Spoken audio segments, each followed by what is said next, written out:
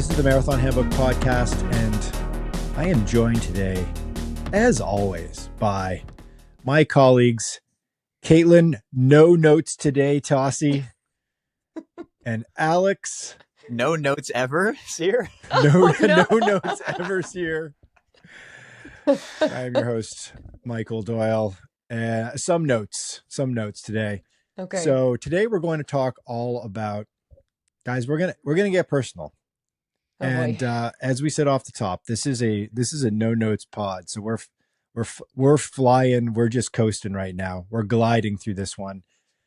We're going to get real. We're going to get honest, and we're going to talk all about self-reflection at the end of a season, coming up towards the end of this. Let's call this the spring distance running season, whether you've run a marathon, a half marathon, or you've assaulted the 10K circuit in North America, as Alex Sear has over the course of the spring. Whether you had a big day and ran a PR, or you're still licking your wounds from a tough day at the office, we're going to turn this one inward. We're going to talk about positives and negatives, things that we've learned from ourselves and from running in the last couple of months. And this is effectively, it's going to start off as this is an Alex episode. This is going to start off as an Alex Sear pod. Nice. Because Alex, man, I've been so excited to talk to you about this one. Caitlin and Alex and I have been sort of like side channel chatting about this for the last few days. Is Alex Sear had a bold and ambitious goal throughout the entire year to run under 30 minutes for the 10K before he turned 30 years old, which sounded like an awesome and audacious goal for him until he started actually running 10Ks and was hitting plus 30-minute 10Ks over and over again. And then it was like the birthday. Yeah. And the birthday is imminent, and you're like, uh-oh. And aging disgracefully in the process. Yeah. And now, so I think the neat thing about all this is, Alex, you know, sub 30-minute 10K sounds like impossible. To me, it's impossible. It is just physically impossible. I think 99.999% of our listeners will never get under 30 minutes for a 10K or even close. But there's a lot of commonalities going on here with your experience. I found myself like nodding my head a lot in our conversations about your trials and tribulations to hit this goal. So first things first, just like unpack for us, set the scene. Like it was kind of a crazy situation for you going into this race, which I think is a really neat thing for you to share with people, because it was not maybe the ideal circumstances for running a personal best. No. So on one hand, it was potentially the fastest 10K course that I ran on the last few years, which is, you know, the time that it took for me to get, I think I had about 6 attempts at breaking 30 and narrowly missed a bunch of times. And this course was probably my best chance at getting it. So it happened at the Vancouver Sun Run last Sunday, so April 27th. But I didn't really get to the race all that rested. So it just so happened that I had a crazy travel schedule. So first of all, we were in Boston for 5 days. So this trip begins on April 17th. From Thursday to Monday, we're in Boston covering the marathon.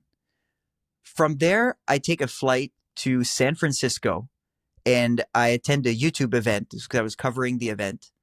From there, I go from San Francisco to Sacramento to spend 3 days with Hoka. It was a shoe release and we're doing content around that. And then from Sacramento, I go up to Portland, connecting flight to Vancouver. So by the time the race, the one good thing is that I got rid of the whole jet lag time change thing that comes from East Coast to West Coast, like 5 days before the actual race. But once Sunday hit, I hadn't been home in 10 days. I had an incredibly stinky suitcase and like my racing singlet, my shorts, and like maybe one sweater that hadn't been worn yet. And my racing shoes kind of smelled like my underwear. And anyways, pretty disgusting. And so I don't know if my roommate was too happy about that one once I got to Vancouver, but by then I was somewhat tired, but still running on adrenaline. I got to see one of my closest friends the night before, and he made me a huge pasta dinner, and that just like set me up well. I watched my Toronto Maple Leafs lose, which I love because I hate the Maple Leafs. And so by Sunday morning, I was ready to go, but I think physically a little bit tired. So Of course. this race, the Vancouver Sun Run 10K, is known to be very fast. The first kilometer is a net downhill, and then you slowly ratchet your way back a little bit uphill throughout the race, but it's still a net downhill course, still considered legit course. The time that you get on it counts. And the field was very, very deep. A few Olympians on the start line. I think with a prospective time I put my expected time at 29:30, which I said that's a great goal for me. Yeah. 45 seconds faster than I've ever run, but I said that's what I'll put flex, on paper. What a flex. And even with that, I think I was ranked something like, I think my bib number was 12. So it was a very deep race, and I knew that I would have people to chase. So quick snapshot of the race. The race begins, and I cross my first memory of time is that I look at my watch after 2 kilometers after hitting a huge downhill, and we crossed the 2K mark at 5 minutes, 30 seconds. So do the math. That's yikes.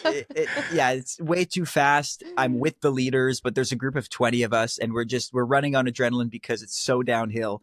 And then we finally settle into pace. So throughout the race, I'm way under pace because of that. I go through 5K in about 14:35, and then it just slowly becomes a grind for the next few kilometers. I want to talk about this part in a bit, but at one point I'm in a group with a Canadian Olympian and also a person I do not recognize. And when you hit this level in Canada and you're racing in Canada, you know the people who are around you. There's a handful of people and you know who they are. It's a small group. Yeah. Right. Yes.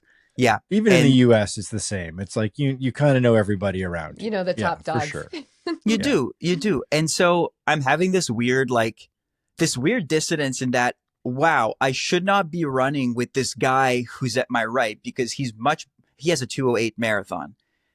Wow. I have no business being next to this guy.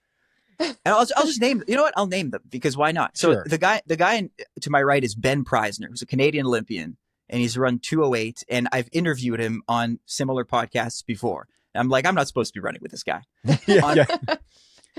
On my left, I'll also name him because kudos to him, is a gentleman named Matt Talbot, who I know now, did not know who he was. He's from Ontario.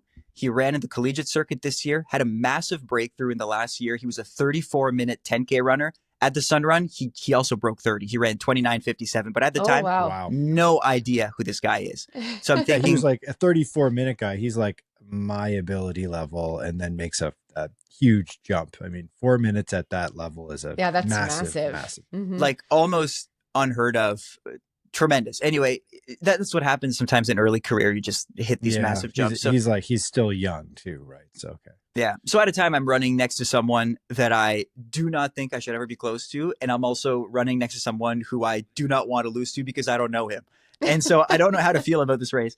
And eventually, Talbot drops a little bit. Ben Preisner moves up a little, and so I'm spending the next couple kilometers chasing Ben, and also his. Another athlete who's a 2:11 marathoner, Thomas Broach. And so I'm running behind these guys, eventually past Preisner. Broach runs ahead, and I'm left with 1 kilometer to go, just sprinting to the end. I see the finish line. I see 29:10 on its big clock way down the road. And as you're like, when you're on a long straight road, sometimes it's really hard to gauge distance when you're not on a track. It's like, do I have... Tell. Yeah, like it could be 15 seconds that I have left, or it could be like a minute and a half. So I can't really tell. So I just get on my horse and sprint. And turns out there were about 200 meters to go. And I covered that last distance in roughly 30 seconds and then crossed the finish line in 29:41. So that's the new best time. Congrats. I finished. Thank you. I was 10th. It was a really deep field. I had people to chase. There Yeah, were I was 10. 9 people faster than you. How is that Oh, even possible? oh no. There were many Olympians in this race. The Yeah. winner, Sam Atkin, is a British runner who dropped at 28:09. I think on the track he's run Wow. like nearly 27 low. So Cam Wow. Levins, Mhm. who's the North American marathon record holder, also in this race, finished second. It was super strong.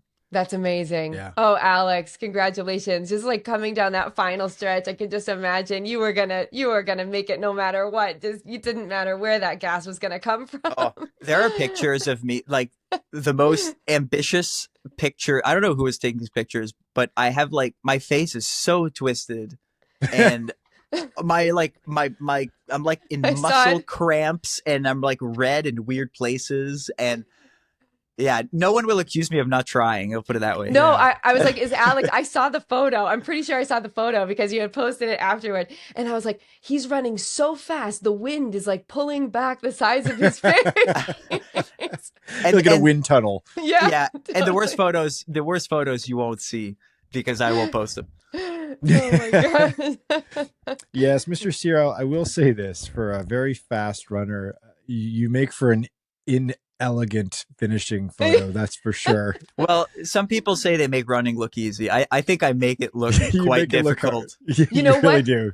I absolutely love that about you, Alex, because I've seen you in a lot of photos from a lot of races, and it bugs me when I see, the amazing, for example, Kipchoge, who looks like he's not even trying, and he runs a marathon in 1:59 something, and he's going through the finish line, basically blowing kisses to the audience. I like to see you because I just see you absolutely killing yourself, and I'm watching the effort that you're putting into it, and I think that's really, inspiring to be like, he Yeah. is pushing as hard as he possibly can. And yeah, you don't make it look easy, but that's the awesome thing about it. Well, I'm just giving people what they want. Yeah. Give the people Somebody what they gave me a piece of advice several years ago about this, and they were like, if you're not willing to look ugly, you're not willing to go all out. Like, you're not willing to really like throw everything you have at something. It's like, just lean into it. Just Yep. make, Yeah. if it's an ugly finish, it's an ugly finish. If you're foaming at the mouth, you're foaming at the mouth. A little Right. drool, whatever. Yeah. Mhm. Yeah, that's awesome. One thing I want to ask you about, though, is sort of like in the build up to this. I know that because obviously we're doing a podcast right now and talking all about it and unpacking all the details and celebrating all of the glory, but like there's a definite trap in talking publicly a lot about what your goals are, and especially when they're these external goals, these extrinsic goals. We've talked about this on the podcast quite a bit in the past when we do our sort of more training focused and goal oriented focused episodes. We talk about the dangers of just like taking a big fat time and putting it out there and saying, this is what's defining me this season. This is what I'm after, instead of just kind of listening to your body and training to the number that you should be training to, or not even worrying about numbers at all. Mhm. What, as you're like reflecting on this whole 30 under 30 quest, would you, tough question. Would you do it? Would you do it over again in terms of like posting about it publicly and talking about it the entire time? You know what? I had a realization in Boston about this. And I had gotten into Boston already second guessing my decision to be public about it. And the reason I'd been public about it was, okay, as the challenge says, I'm pushing 30. I've been running for more than 10 years. I'm motivated by running. I enjoy it. I wouldn't do what I do here if I didn't. But also, I'm a little bit in the business of trying to keep things really fun and interesting for myself. Because if I want to train at a top level, or my top level, it needs to be fun. And so that's why I decided to make this challenge happen. I said, this is going to be like a fun thing, and I'm going to share it with people, and that'll lead to cool conversations. Maybe, maybe this inspires someone to do the same, or maybe this keeps me accountable of like running this one extra 10K before turning 30 if I haven't broken it. This is going to be great. And then these 10Ks happen in last fall, in March. I don't break it. I miss it by 20 seconds. This 10K in March that I had run in New York City, the sub 30 goal just somewhat hijacked my brain, and I Mm. had hit Mm-hmm. 7K and I was slightly off pace, and I kind of gave up, and I did the exact thing that I told myself not to do if I was going to be public about a goal, is don't let it affect you. But I realized Mm-hmm. that was harder than I thought. And I get to Boston for the marathon, and we're hosting this live event on the Saturday night, 2 days before the race. And on that day, I had two separate people come to me and tell me about this sub 30 thing. So at the live event, we had one of our spectators come up. She's a longtime podcast listener, and she's like, "I really hope you get that sub 30." And that kind of surprised me, because even though you say it and you share these things online, you don't really expect it to cross over to the real world and have someone No. come and talk to you about it. Right. And so I have this conversation with this woman, and she's telling me about her goal. I'm telling her about mine, and it's all quite nice. A few hours before then, we're walking on Newbury Street in Boston, and we run into another Canadian Olympian, Rory Linkletter, and he also knows about this sub 30 goal. Yeah, that was weird.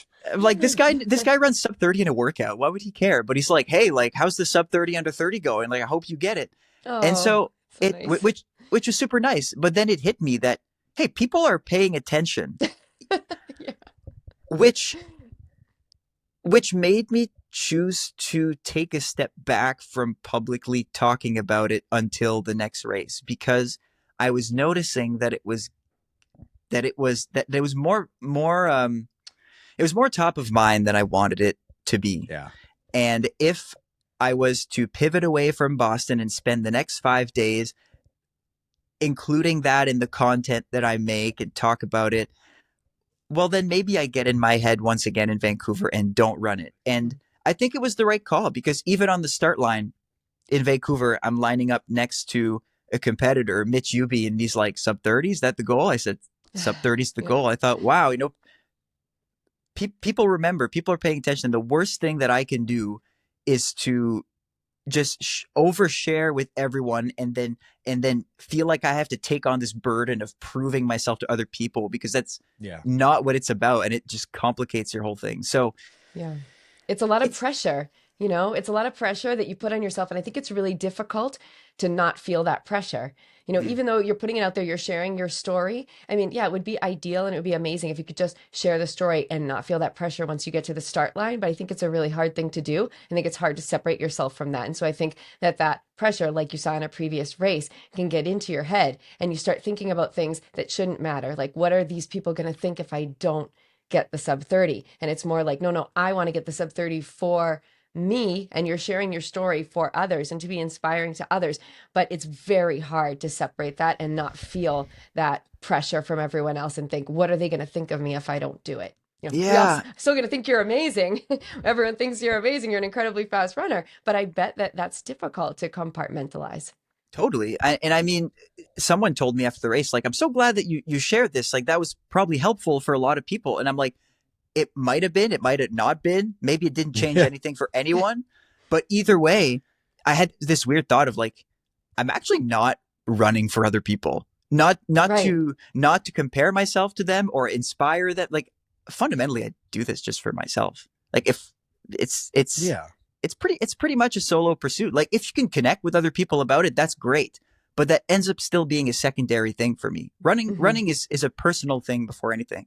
Mm-hmm. So yeah, but the flip side to it is that now, looking back, because I achieved the goal, then it's kind of easy to say, "Oh yeah, it was fine," and then answer the nice Instagram comments. And but it doesn't mean that I would do it again, because I actually think I only dialed in to this goal once I removed myself a little bit from posting about it all the time. Yeah, and I imagine this is all to say that, like, the lovely person at our live event who approached you and was very excited about your quest, or Olympian Roy Linkletter mentioning it to you, it's like they're cheering for you, they're hopeful for you, they're excited on your behalf. And also, I think that's a really great way of seeing this, is it like, the person that's in our audience is like a recreational runner that's in Boston, a good runner, presumably running the Boston Marathon, but a recreational runner. And then you've got Roy Linkletter, who is aiming to finish top 10 at the Boston Marathon and run faster than his 2:08 time, which Mhm. was his personal best. So, like one of the world's best marathon runners. And they're both genuinely keen about what you're doing, kind of for the same reason, because it's very universally relatable, right? It's somebody's like, I have this really ambitious goal with my running, and I'm going to put it out there and take a risk and state this to the world. Like, I'm going to do this, and people want to root for that. Mhm. It's, sub 30, sub 3 hours in the marathon, sub 4 hours in the marathon, sub 130, sub 120 in the half. All these sub 40-minute 10K is a classic one. All Mhm. these big round numbers. It means everything and nothing at the same time, right? I mean, on the one hand, it's like, it's something you should be really proud of when you achieve it. But like, if you're like a cursed 3:02 marathon runner, like you're not actually cursed. That you're a You're great runner. amazing. And yeah, Exactly. exactly. It's like, just, Yeah. don't kill yourself over it, right? Mhm. Yeah. And it can be I a very haunting thing to be stuck on the north side of one of those numbers. Yep. Sure. I also just don't want to understate how cool it is to talk to someone who's following your journey. Yeah. Like that Yeah. part's cool. And when you feel like you can connect with them, and that's exactly the cool thing about talking to Rory and then talking to that woman at that night of the live show, is that the three of us had something in common. If the three of Yeah. us are at different running levels, and that part's really cool. If I am to share another challenge of mine, it's kind of because of that. Because yeah, primarily running is for you, but it does also help to know that what you're feeling is not a singular thing, and there's a bit of Mhm. universality inside of that. So that part was somewhat unexpected, that you kind of felt like you could relate to people along the way. That part I really like, and I don't want to understate that. Like if someone's listening now and they're like, "Ooh, I have this," and I actually spoke to someone about this yesterday. I won't say anything because she's still deciding whether or not she wants to do the same thing about her marathon. If someone's listening and they're like, I wonder if I'm going to share this journey on social," I'm not saying don't.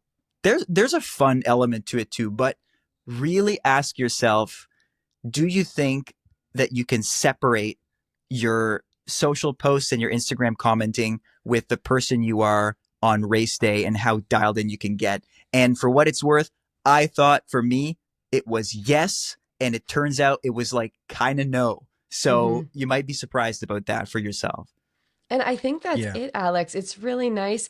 You were sharing this goal, and maybe it was for a lot of different reasons, to also have that accountability with yourself. But I think it turned into something else. If your goal at first about posting about it wasn't the connection with other runners, now you see that that's what you got out of it. And I Mhm. think that that is so much more important and special for a lot of people because, as you know, I've actually come to Alex a bunch of times asking for some advice about social media because I'm really bad at it. I'm not very present on social media, so I've asked Alex a bunch of questions about it, and I don't post much. So after Boston, for example, when I did post something about the Boston Marathon, it was overwhelming.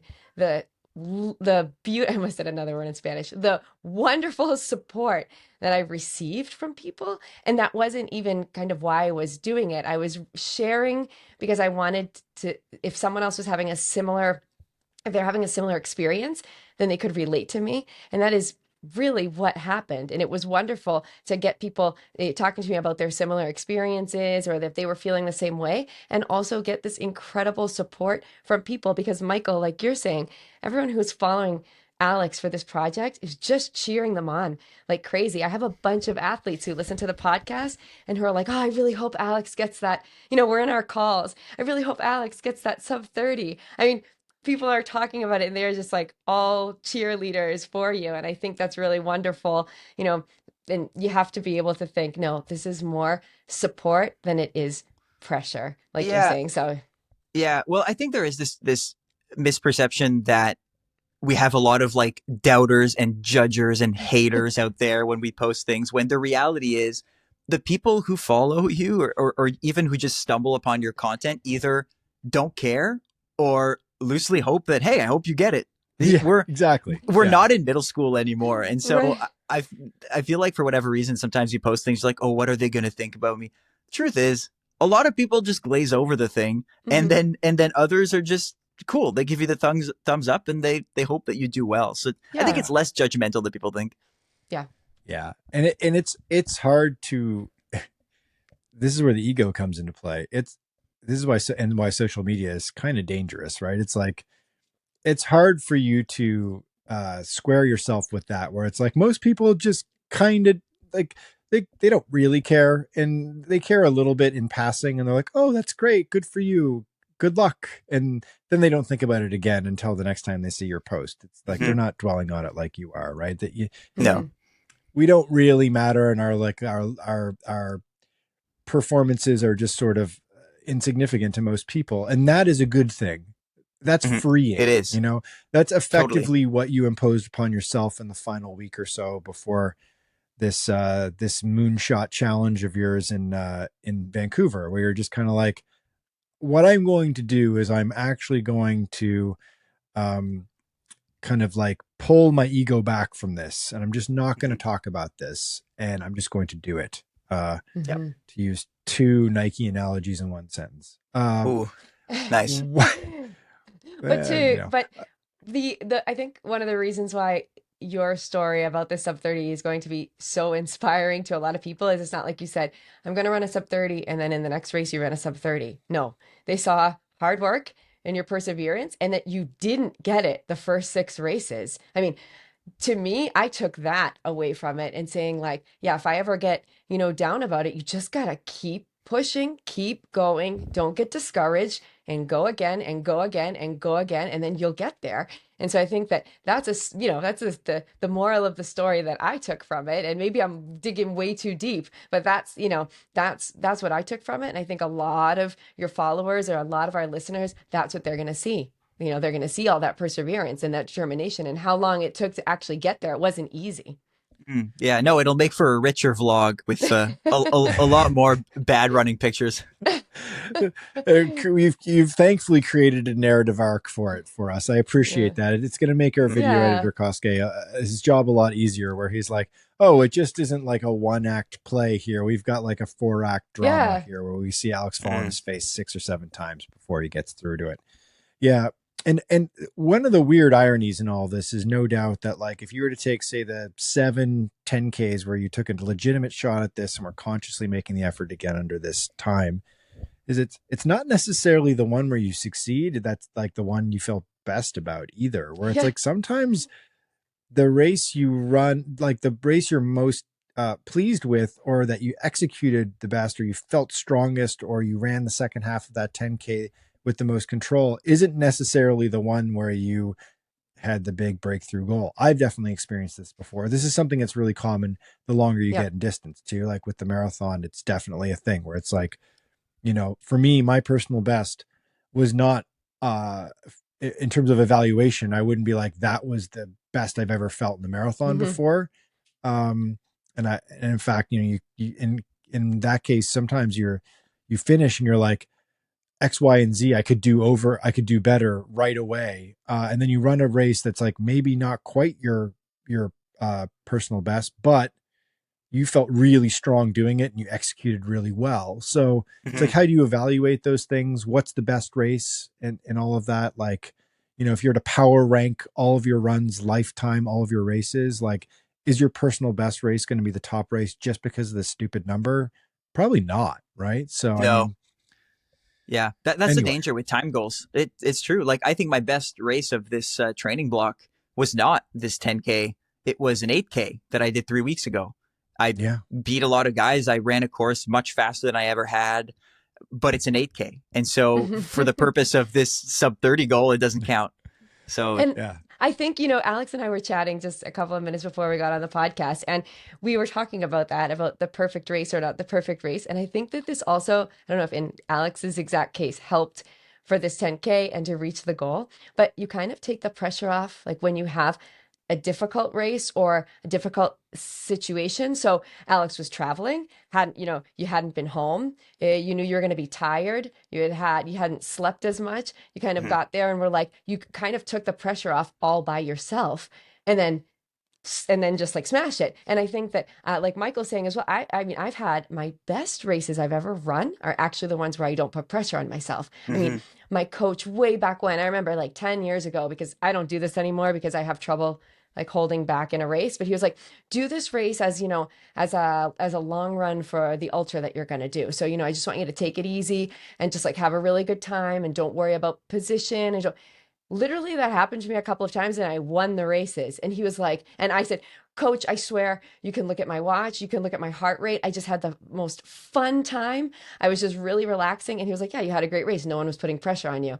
I wasn't putting pressure on you. You weren't putting pressure on yourself. And you were told not to even, So I think I've run my mind really messes with me when I'm competing as a Boston. So we'll talk about that another time. So I think that Caitlin's like skating through this podcast Yeah. without talking about her Boston Marathon experience again. No. We'll let it slide. Let it slide. But I think that Alex, maybe, that could have had something to do with it. Sometimes, you didn't even mean to take pressure off of yourself, but you may have, because maybe it wasn't how you would have usually prepared in the days leading up to a race, right? So sometimes that helps. Yeah. I mean, one thing that I think I learned in a few different ways throughout this build was how much better you can do if you manage to take some undue pressure off. And social media posting is one of those things. But the other thing is, like, I really got invested into this idea of judging your competitors and giving them a number, kind of like we alluded to a bit earlier in this podcast, because I had conversations with a few runners after the race. So after the race in Vancouver, I had this long day in Vancouver before flying back to Toronto at 11 at night. And so I just spent time with whoever was around. So we just got into these long post-race conversations. And I learned that no matter your level, you tend to compare yourself to the people you're around, and you start to ascribe a weird type of score or value to the other runners you race based on previous races and how you think you relate to them. And that's such a source of pressure. So I was talking to, I won't name this runner. I was talking to a runner who has run faster times than me. And I realized that he and I thought the exact same way, in that if we were running with someone who we consider to be faster than us, we'd get this weird imposter syndrome, which made us think, well, maybe I shouldn't be there. Maybe I started too quickly. This is not going to end well for me because I'm not at the level of this person that I'm running next to. Oh, yeah. Kind of like I did when I saw Ben Preisner next to me. Right. And then on the other side of things, if you're running next to someone who you think you're faster than, which was my case with Matt Talbot because he's had such a progression, then you start feeling this weird ego thing where you're telling yourself, what am I doing with this guy? I'm faster than this guy. I must be having a bad day. And both insights are negative. And so then you ask yourself, like, who am I supposed to run next to? If I want to run next to the better runners, and I don't want to run next to the worst runners. Like, so now this is kind of my next goal for the next build or next race that I do, is I'm trying to find a way to just divorce myself from like judgments of other runners, because we all have them. Yeah, I this is a fascinating thing, and this is a thing where I think probably the vast majority of the people listening to this podcast, certainly if you've been running for a while and you've run some races and you exist within some sort of little clique of runners or community of runners in your area, and you see some of the familiar faces at races over and over again, you create this little ecosystem, this little world of runners, and there's people that you're going to be next to throughout a race. And then there's people that are a little bit better than you. And there's people that are a lot better than you. And then you've got some sense of the people that are right behind you, kind of like clipping at your heels, but you feel like, oh, like I'm a better runner than this person is, because I've put up better times. And when there is a shift in any particular race, with somebody it's like you thought you were clearly better than is running with you and then maybe getting away from you, it's a really it's like an ego traumatizing experience, right? But that's just what it is. And then conversely, of course, if there's somebody who you think you're not in league with, and then you're finding yourself passing them, it's both very empowering, but it's also empowering and perhaps I don't use the word toxic, but it's empowering in like maybe a way that you have to be very mindful of, because this is a temporary experience, perhaps but not a permanent one.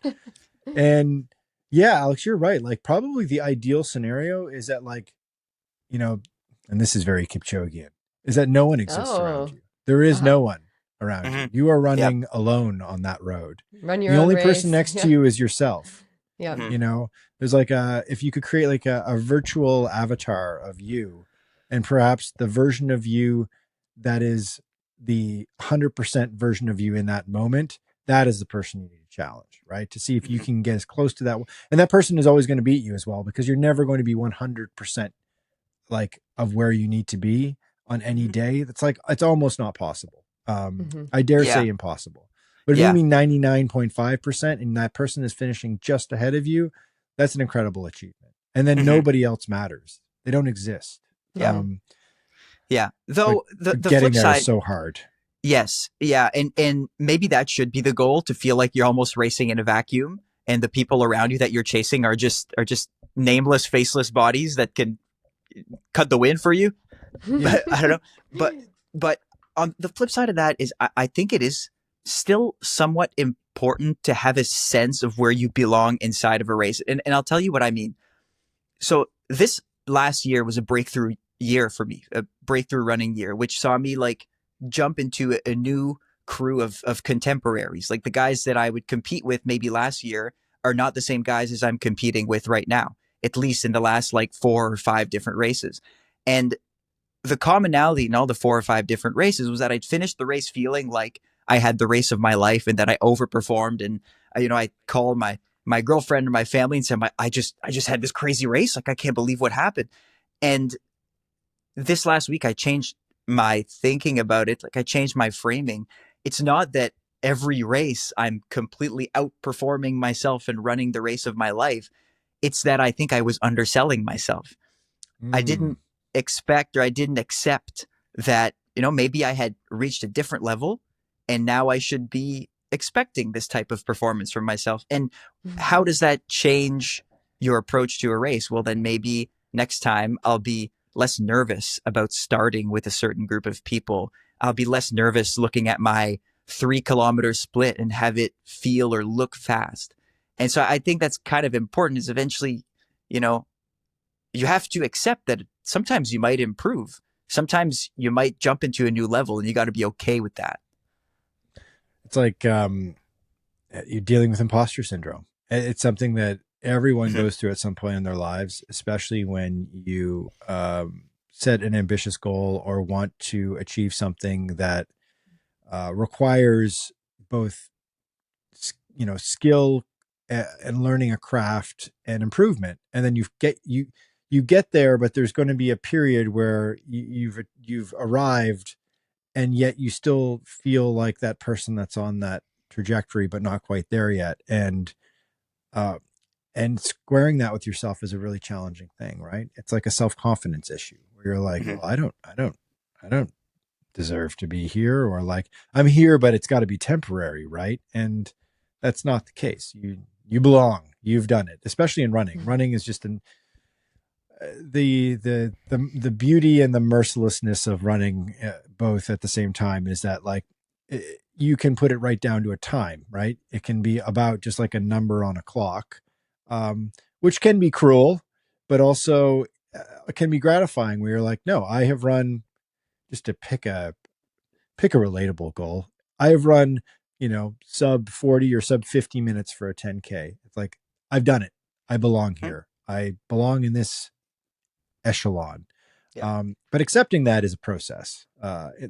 It's a positive challenge, but it's a process.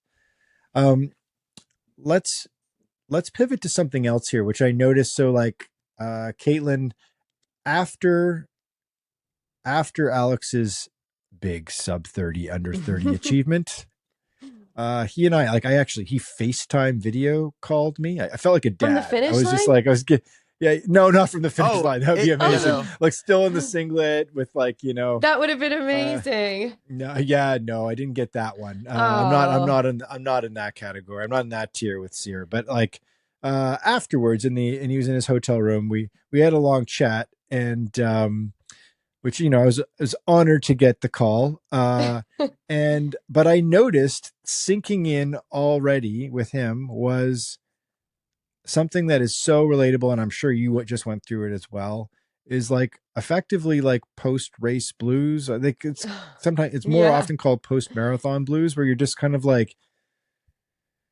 the weirdest experience ever. But I think everyone goes through it, especially if you've achieved something, right? Where it's like you Now what? feel elated. Hmm. Yeah, you feel elated but drained, and then there's almost a sadness where you're like, now what? Like I have no purpose anymore all of a sudden. Like, did you go through? I sensed that from you in talking with you afterwards, Alex. But like, what's that all about? And how? Like, have you thought about?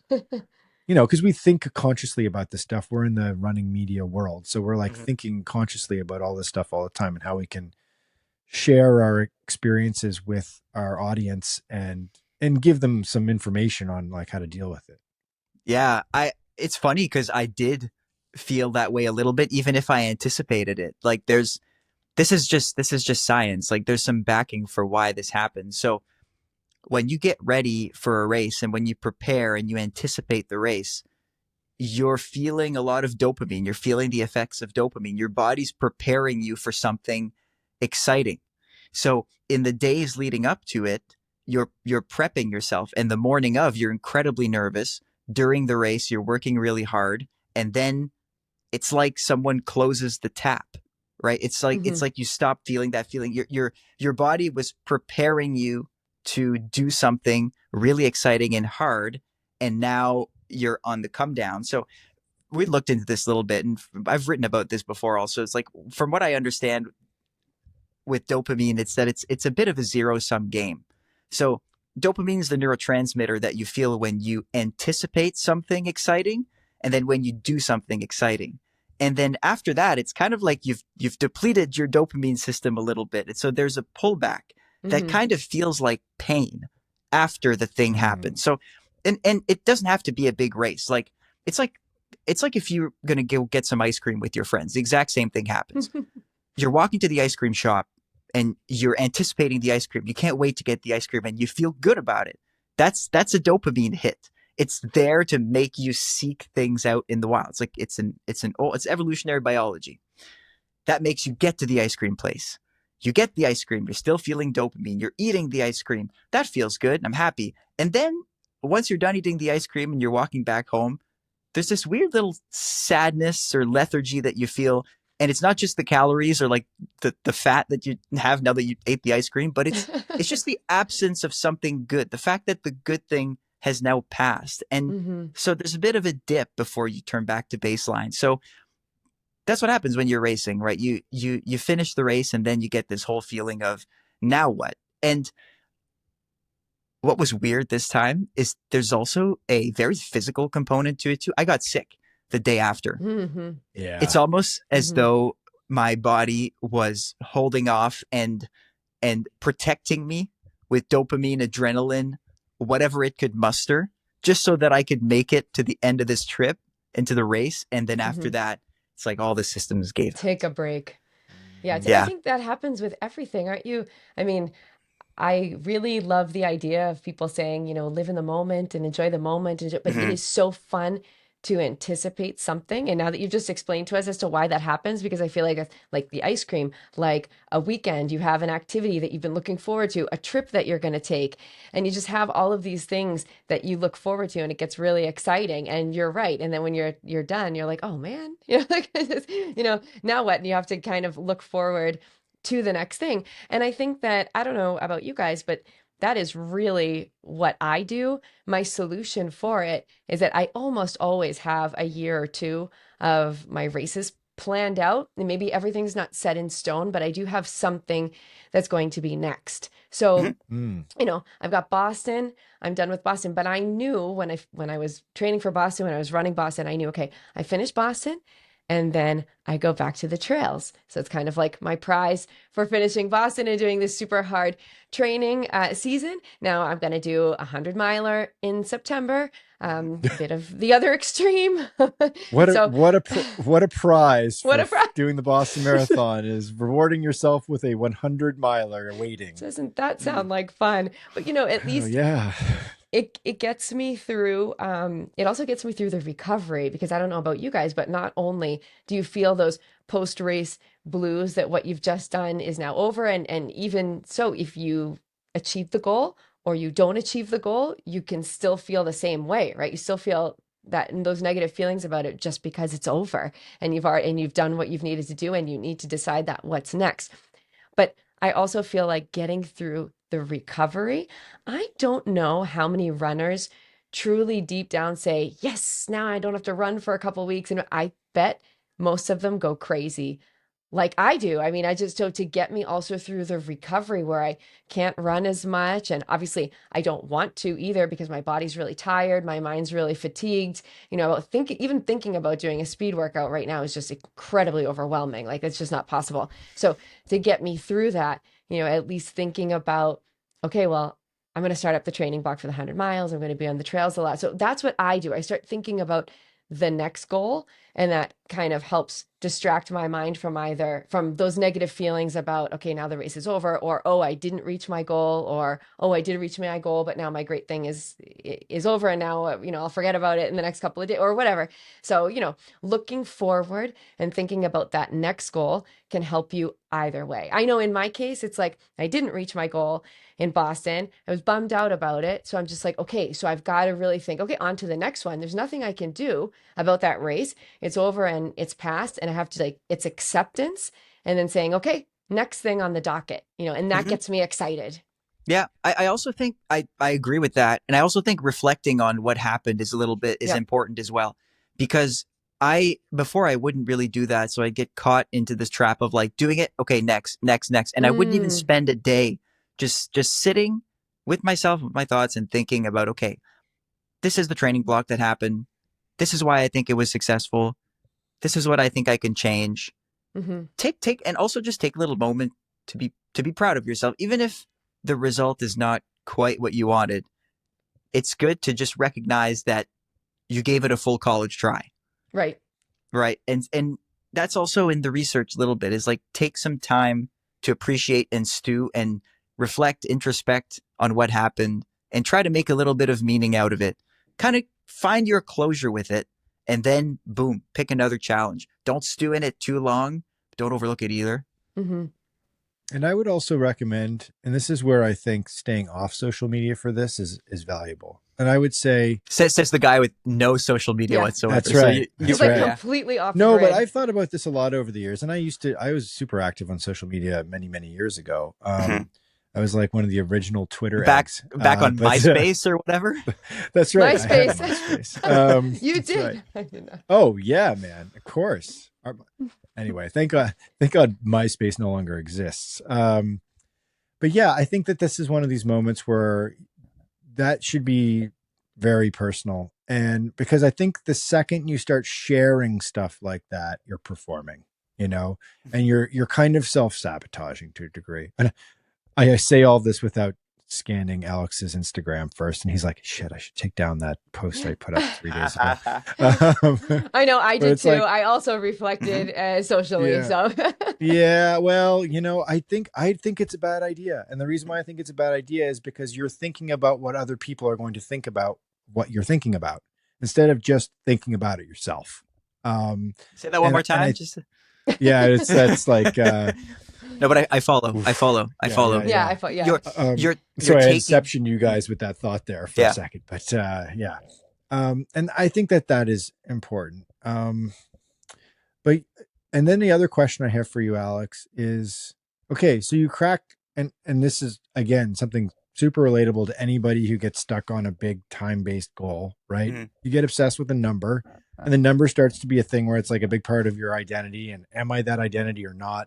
Am I a sub 4-hour marathon runner or a sub 3:30 marathon runner, or am I not? Okay, you've broken through. You can now say, I am Alex Sear, sub 30-minute 10K runner. The joke in my running group was always on your tombstone, like you it's going to be like Michael Doyle, sub 240 marathon runner, like it's like That's it's how you like want an to be identity thing, remembered. right? Yeah, Yes. exactly. And It's just the QR so code to you're my sub World Athletics page on that tombstone back in the day. that's right. That's just a cue. It's like I've got a World Athletics page. That's all. Alex Sear, World Athletics page worthy. After you crack the big number, I mean, what do you do next? How do you refocus? How do you goal set after you break a huge number like that? Because I mean, like sub 29, that's a million miles away in the real world of running, right? Like it's crazy how difficult it is just to make gains of seconds at that level, right? Right, exactly. Because you're getting up really close to like max ability level, perhaps. Who knows? Maybe you're a world class Olympian and we just didn't know it, and you're just on your ascent towards that. But like, do you go like 29, 30? Do you stop worrying about a number goal? Like, what do you do next? Like, how do you run a marathon? You shift to a different, you shift to a different distance. Like, what's your thinking? I had this overwhelming feeling just a day after running this 10K that, for all I know, came out of nowhere. And it was a feeling to race. I just have this desire to race and not think about time. Okay. When I think of so many of my past races, it was me against the clock, and the people around me were just somewhat incidental. I didn't care that much about who I beat or who I lost to. It's like, you got to go under 30. You got to go under 30. And now I just have this feeling to do the opposite. We're getting close to championship season here in Canada for a number of championships. And I just am motivated by going into a race and trying to take down some people that I've never beaten before, which just feels like it's just a pivot towards something that's just way more natural with racing, that has less to do with the clock and more to do with just head-to-head competition. And it's probably a grass is always greener thing. On like, when you've done something for a long time, chasing time so much, I think now I'm just craving the very opposite to that, where it's like, if you tell me I go into a 10K and we're running at 35-minute pace, but I'm running against the best athletes in Canada and it's going to go out to an all-out sprint, I'm totally into that. Mm-hmm. I would say to telegraph that over to like Caitlin and I over here in Rec Corner. Yeah. We're over here with the people. I would say obviously a very difficult thing to do on a grand stage like a Chicago or a New York or a Boston Marathon, because you don't know anybody around you typically. Although one fun thing in Boston is you can kind of race your number, because you're hierarchically ranked in Boston, where it's like, number one time is the fastest entry time, and then it goes through in that order. So like, it's always kind of fun to kind of like see if you can beat your number. It's a nice little motivator. But yeah, like if you're like locally, if you're into running and you're into races and you're wanting to be competitive, like just insert yourself more into the local running scene. Now there's a fine line between that being healthy competition that helps push you and motivate you and helps you, break down barriers and open up new doors for you in running.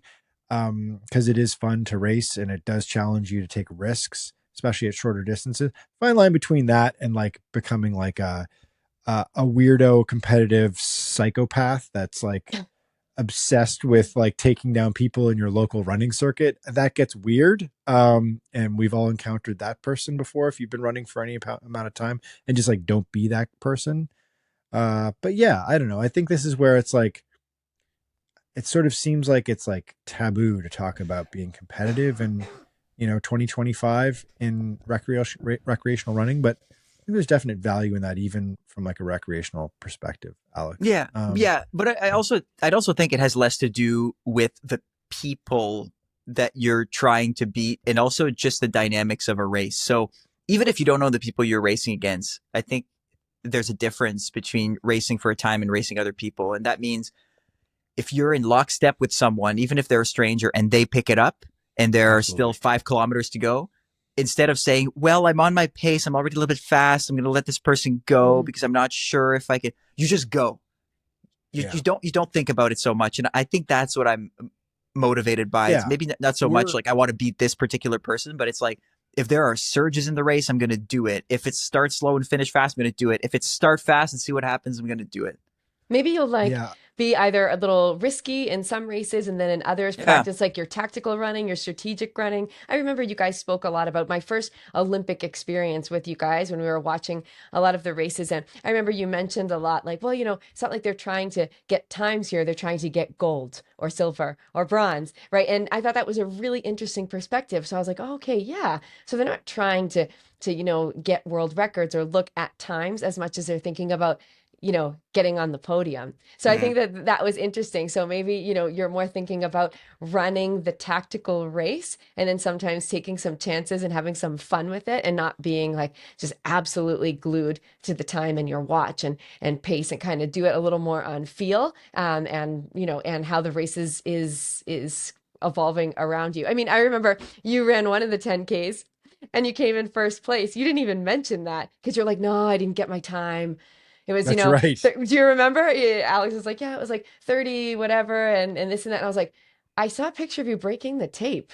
I was like, yeah, but I didn't get the time. And I was like, whoa, whoa, whoa. Okay. Yeah. It's like we You can't know, see the forest for the trees here, Alex. Yeah. It's like, yeah. a So win is a win. a win is a win. So I think that those sorts of things, you were looking at it so cut and dry with the Totally. time. So go have some fun and go race and not think about that and think about more, the other aspects of racing that are super fun. Mhm. And I would say that we can't forget that we're animals, right? And that we have our brain science is not that complex. And as much as I think, especially in the recreational world, kind of want to like talk away from that kind of competitive or killer instinct or whatever, like a good piece of advice that I often find myself sharing, especially talking about a marathon, especially talking about a big city marathon. And this goes against what I was saying earlier about how it's like, you don't know anybody, so it's hard to be competitive. A piece of advice I often share is in the last 10K of a marathon, when everything is getting really, really hard, got to get competitive. And you got to look around in front of you and just eyeball the people ahead of you. And you got to get competitive with yourself and get competitive with this absolute stranger, because there you found yourself in the arena with this person you don't know, but you're at the same ability level because you're in the same spot with 10K to go. And train your eyes on them, work your way up towards them, get past them, then move on to the next person. And it's like, get It competitive, helps. motivate yourself that It's way. Yep, It's exactly. an animal instinct thing, right? And you need to trigger that because it's all lizard brain when you're 10 kilometers left in the marathon. Your glycogen levels are depleted. You're sort of like, you're entering like animal survival mode, and you need to like switch that on. Maybe it's a little less so at the shorter distances, but I think you can still engage that level of thinking and emotion, and you'll be really happy you did in the end, because you'll have really excelled in the last phase of a very difficult experience in doing that. Yeah. What I crave is just this race where I go into it, I don't check my watch once. I'm racing hard with a bunch of people and I finish it and run a time that I never ever thought that I could. Those That's are right. rare and they happen. They Like happen. that's what I want. I want to get away from the time trialing and just be pleasantly surprised. And this is why cross country running is really valuable. And I don't care what age you're at. If you can find yourself a master's cross country race or just like some sort of open race that you can run, always valuable to do that, because you can gain that experience, right? It's like, it's not so much about time. It's about being competitive with yourself and just like creating this random scenario where you're like, I'm racing this person and that person today. This is going to be fun, right? Yeah. So, it's a good gauge for intrinsic motivation. all right. We did it. This has been the Alex episode. I feel Nice, like I love it. it's like when you watch a really great TV series and they focus on a secondary character. Michael. Wait, No, wait. Alex, you're Are, you're the headliner. are you call You're the you're main calling star. are you calling yourself the star? And No, Exactly. I'm the no, We all know I'm that the Alex is the talent.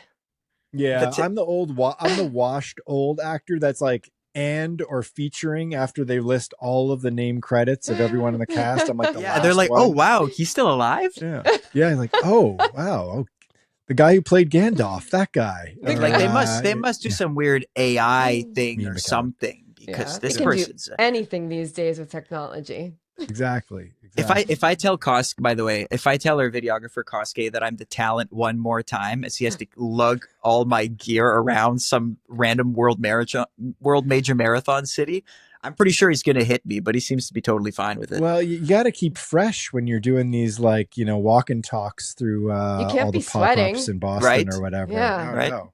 Mm. And Cosgrove will Okay. never do this just because he's one of the nicest people I've ever met in my life. So That's the thing. I've been taking It's- advantage and putting my camera and my stuff in his backpack. I'm starting to feel Yeah. bad for the guy. Well, you got to be loose. Mm. All right, guys. What do we got ahead of us here? So, on the video front, I can promote something here, which is later today. So we're recording this on Wednesday morning and our podcast drops on Thursday morning. So by the time you get this, and we'll put this in the show notes, Alex and I did a little post London marathon snapshot of the GOAT, Eliud Kipchoge, asking the question, where is Kipchoge now in his career? Where is he going? It's a really, I think a pretty fun and interesting conversation because like, I think Kipchoge, we decided to call that London race a bridge race for him. It's not a door closing in front of him. It's a door opening, and he's found a bridge and he's crossing that bridge to the next phase in his career. What that will be, Alex and I talk about in some depth. So I'll put a link in the show notes for that as well. We got a bunch of other stuff coming. I got my thing. Oh, yes. Which is So, why I've been yeah. so quiet about the Boston Marathon and why it's actually not an excuse. It's not that I don't want to talk about Boston, but we've been putting together a vlog of kind of my journey with the Boston Marathon, and Koska is doing an amazing job of putting all of that footage together over the past 6 months. And so that should be there. We're like finishing it up. So that should be coming out soon. And I would like to share it pretty soon after Boston. So everyone who still has the Boston bug can kind of take a look and a little sneak peek at my experience and the before, the during, what happened, the after, the reflection, as everyone said. So that should be super fun, I hope, and coming out pretty soon. Yeah, I got a sneak peek of it in the video editing software that we use, and it's good. It's really good. Yeah. And Alex and I also did a conversation about the Saucony Endorphin Elite 2. It's been in the hopper for a bit, and it's a shoe that I think we both landed upon the fact that it's like kind of been underappreciated and sort of flown under the radar a little bit. I have seen it on the feet of runners this spring, which is a heartening thing to see because I think we both thought it was a really good super shoe that is definitely an option, I would say, for a lot of runners, especially if you like a big, bouncy, soft super shoe that's got a big kick to it at the end, but it's got a real soft feel underfoot. It is definitely that. So I'll put the link in the show notes for that as well, that review. And then we've also got the Vaporfly 4 that we've been tearing through, and we'll have Alex, I think you'll have a review on that in the near future, as well as what else do you have in the shoe department? We have the Brooks Ghost 17 coming out. So the Ghost hits the market on May 1st, so Thursday of this week, and we have our review done, and that'll be on our channel soon enough. And we're working through a lot of new shoes. I'm at the point now where I'm ready to make a list of the top training shoes and also the top super shoes of 2025 so far. We've gotten to try a whole lot, so that is in the early works. And the toughest thing about this video is to come up with a final ranking because there are a lot of good contenders right now. Awesome. I feel like I need to burst into the studio, and like you need to put like a little like guest spot of me with I have a really strong feeling about what the best shoe of the year thus far is. Ooh, so, okay. Very well, strong feeling. This might be a 2-host thing. Yeah, I ran in the shoe this morning. This shoe is a revelation. Okay, that's a teaser for that. If you don't subscribe to our newsletter already, it comes out 7 days a week. You can find a link in our show notes for that, or go to our site, marathonhandbook.com, and there's a spot to sign up for the newsletter right at the top. And subscribe. Oh, follow us on Instagram. We are breathing life into our Instagram. We have a plan with our Instagram. We are putting more effort into our Instagram. So if you don't follow us on Instagram already, please do so. We'll also put a link in the show notes to our Instagram page. And if you don't already subscribe to this podcast, by all means, please do so. And give us a rating and a review on Apple Podcasts or wherever you listen to your podcasts. It really helps us connect with other runners like you. Okay, guys, next week we might have a very special interview. And I think next week it might be a really, really neat, like totally exclusive inside look of Nike's Breaking 4 project that they announced last week, which is their audacious attempt at having the first woman in history potentially run under 4 minutes for the mile, which is coming up in June. So we've got a really interesting interview set up. Hopefully it will come out next week. So keep an eye out for that one. Till next week, guys. Talk to you later. Awesome. Bye. Bye.